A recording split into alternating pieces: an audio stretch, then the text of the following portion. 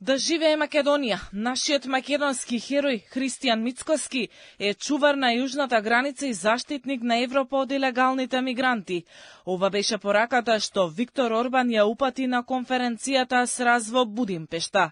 Премиерот на Унгарија упати директна благодарност до својот македонски колега поради неговото лидерство, бидејќи се борел против нелегалната миграција во Европа.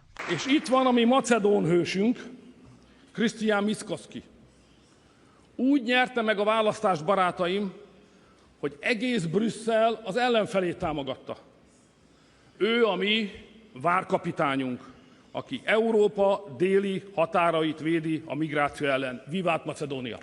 Овие силни пораки од конференцијата на конзервативците дополнително ги потопија тезите на опозицијата и медиумите блиски до нив, кои неосновано тврдеа дека договорот за стратешко партнерство на Обединетото кралство наводно предвидува и прифаќање на мигранти од оваа земја, што беше демонтирано и од британската влада, но и од самиот договор кој беше објавен пред неговата ратификација во собранието.